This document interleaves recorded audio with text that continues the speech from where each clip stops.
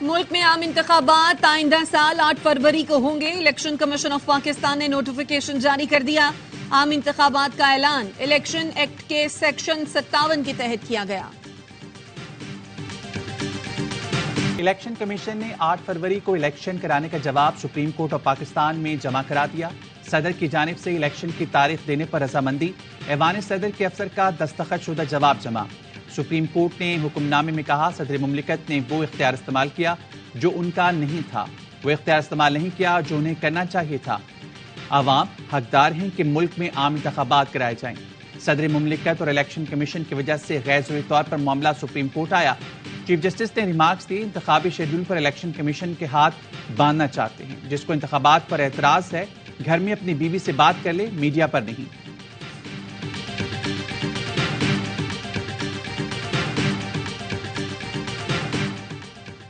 کسی ادارے کے پاس آئین سے انحراف کا کوئی آپشن موجود نہیں۔ صدر نے تحریک عدم اعتماد کے بعد غیر آئینی طور پر قومی اسمبلی تحلیل کی۔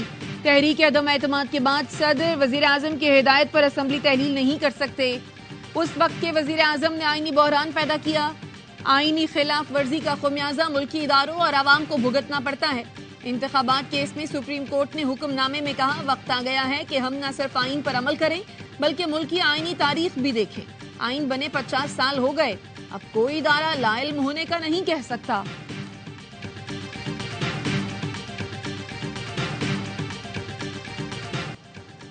انتخابات کا وقت آ گیا، کڑی دھوپ میں جلنے والے عوام اب احتساب کریں گے۔ P T I senator Shahzad Waseem نے سینٹ میں کہا الیکشن ایسا ہونا چاہیے جس کی شفافیت پر کوئی سوال نہ اٹھا سکے، جس میں سب برابر ہوں۔ اسحاق ڈار نے کہا جب یہ کہتے ہیں شفاف الیکشن ہونے چاہیے ہم تائید کرتے ہیں، یہ کہتے ہیں لیول پلینگ فیلڈ ہونی چاہیے ہم بھی کہہ سکتے ہیں، ہمیں بھی ماضی میں لیول پلینگ فیلڈ نہیں ملی۔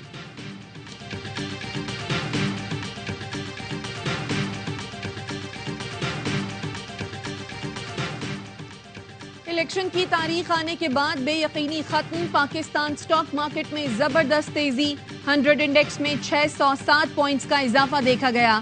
2017 کے بعد انڈیکس دوبارہ 53,000 کی حد عبور کر گیا۔ Cipher case chairman P T آئی نے سپریم کورٹ میں درخواست سے ضمانت دائر کر دی۔ موقف اپنایا cipher case chairman P T آئی کے خلاف سیاسی مقدمات کی ایک کڑی ہے۔ چیئرمین تحریک انصاف کو ضمانت نہ ملی تو ناقابل اطلاق نقصان ہوگا۔ آفیشل سیکرٹ ایکٹ کے تحت عدالت نے چیئرمین پی ٹی آئی کو بیٹوں سے بات کرانے کی اجازت دی۔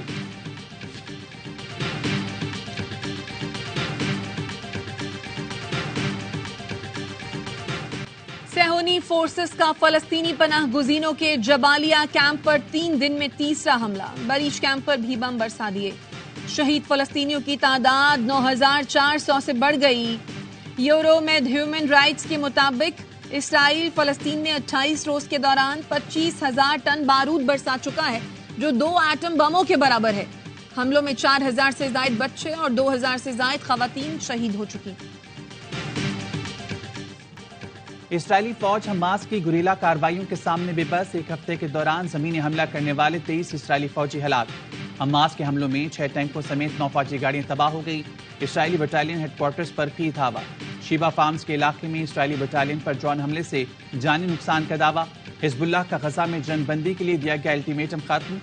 حزب اللہ کے سربراہ حسن نصر اللہ نے آج نماز جمعہ کے بعد خطاب کریں گے۔ اہم اعلان متوقع ہے۔ حسن نصر اللہ نے کہا تھا اسرائیل نے جمعے تک جنگ بندی نہ کی تو حزب اللہ جنگ میں براہ راست شامل ہو جائے گی۔ امریکی قومی سلامتی کے ترجمان کہتے ہیں حسن نصر اللہ جنگ کا دائرہ پھیلانے کی کوشش سے باز رہیں۔ جنگ بندی اسرائیل کو اپنے دفاع کے حق سے نہیں روک سکتی۔ جھڑپوں میں وقفہ ہونے کا مطلب جنگ کا خاتمہ نہیں ہے۔